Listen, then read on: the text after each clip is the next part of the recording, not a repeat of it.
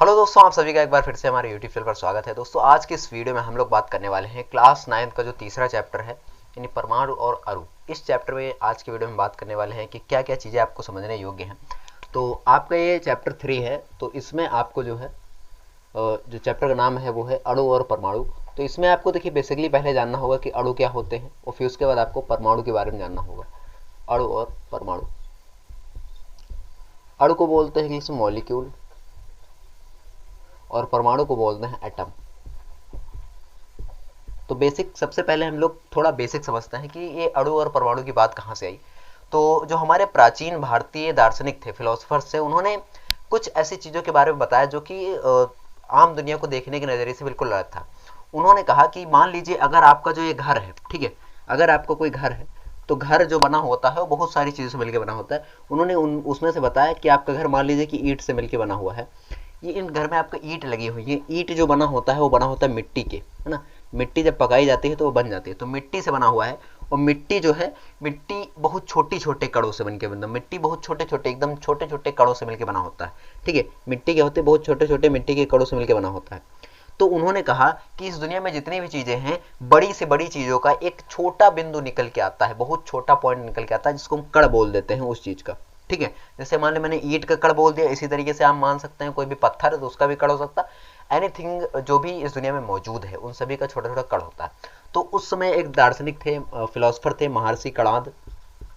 उन्होंने इसके बारे में बताया कि हर एक पदार्थ का कोई एक छोटा सा छोटा भाग होता है जिसको हम बोलते हैं कण, जिसको हम बोलते हैं कण। और इन्हीं कण को हमने बोला एक अणु। इन्हीं कण को हमने क्या बोला, अणु बोला। तो पदार्थ का सबसे सूक्ष्म कण को हम अणु बोलते हैं। समझ गए कि नहीं। पदार्थ के सबसे सूक्ष्म कण को क्या बोलेंगे, अणु बोलेंगे। ये बात आप करना, पदार्थ के सबसे सूक्ष्म कण को क्या बोलेंगे, अणु बोलेंगे। तो अणु की डेफिनेशन आप यहां से निकाल सकते हैं कि अणु क्या होता है, पदार्थ का सूक्ष्मतम कण, पदार्थ का सूक्ष्मतम कण, है ना। पदार्थ का सूक्ष्मतम कण क्या होगा, अणु होगा, ठीक है। इतनी बात आप करनी। अब देखिए पदार्थ का सूक्ष्मतम कण क्या होता है, एक अणु होता है, ठीक है। ये बात आपको समझ में आ गई। अब बात करते हैं परमाणु की। तो इन्होंने कहा ये कण होता है ना, एक कण एकदम सिंगल नहीं होता कि ये कण है बस। इस कण के अंदर भी बहुत सारी चीजें होती हैं। अब उन कण के अंदर क्या क्या चीजें होती है इसके बारे में भी अब कणाद ने सिर्फ इतना बताया कि छोटे कण होते हैं। बाद में अणु की डिफिनेशन आगे वैज्ञानिकों ने दी, और उसके बाद परमाणु के बारे में बहुत सारे वैज्ञानिकों ने अलग अलग धारणा रखी और बताया गया कि परमाणु इस तरीके से एक्चुअल में होता है।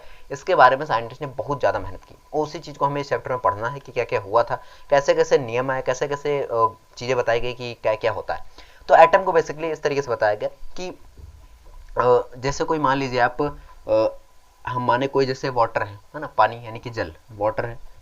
तो वाटर का एक मॉलिक्यूल जो होता है, यानी एक अणु, अणु जो होता है मॉलिक्यूल, उसका फॉर्मूला होता है H2O। क्या होता है, H2O, ठीक है। वाटर का फॉर्मूला क्या होता है, H2O। तो इस वाटर के फॉर्मूले में अगर आप देखोगे तो बहुत सारी चीजें हैं, यानी H है, हाइड्रोजन है, O है। तो ये सब क्या है, ये सब एक एक मॉलिक्यूल है, यानी हाइड्रोजन का एक मॉलिक्यूल, ऑक्सीजन का एक मॉलिक्यूल, ऐसा करके मॉलिक्यूल्स बने हुए हैं। इन मॉलिक्यूल्स में प्रेजेंस होते हैं एटम्स, एटम्स प्रेजेंस होते हैं। यानी कि जो अणु है, अणु का जो एक भाग होता है वो परमाणु होता है। अणु का एक छोटा भाग क्या होता है, परमाणु होता है। अब हमें इसी के संबंधित कुछ नियम दिए गए हैं, ठीक है, कि अणु के संयोजन के नियम होंगे, परमाणुओं के संयोजन के कुछ नियम दिए गए हैं। उन्हीं को हमें विस्तार पूर्वक आगे पढ़ना है।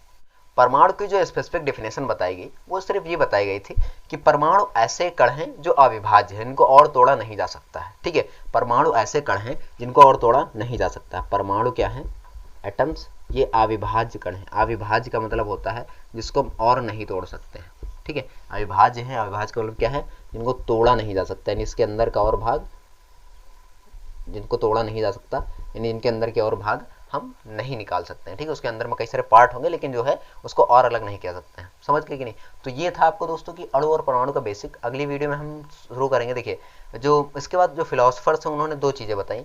उन्होंने इसके संयोजन के दो नियम दिए। अगर कोई भी एक मॉलिक्यूल दूसरे मॉलिक्यूल से अटैच होगा यानी फिर जुड़ेगा तो उसके लिए टोटल उन्होंने दो नियम दिए। उन दोनों नियमों के बारे में पढ़ना, रासायनिक संयोजन के नियम। एक था स्थिर अनुपात का नियम और दूसरा था द्रव्यमान संरक्षण का नियम। तो वो सारी चीजें हमको पढ़नी है जो कि आपके समझ में आएंगी, बहुत ज्यादा इंपॉर्टेंट चीजें हैं। तो वो हम अगली वीडियो में डिस्कस करेंगे। आई होप आपको ये चीजें समझ में आई होंगी। तो समझ में तो प्लीज वीडियो को लाइक करें, अपने दोस्तों के साथ शेयर करें। चैनल पर पहली बार है तो सब्सक्राइब कर लेना। हम आपको मिलेंगे इसकी नेक्स्ट वीडियो के, तब तक के लिए जय हिंद, जय भारत।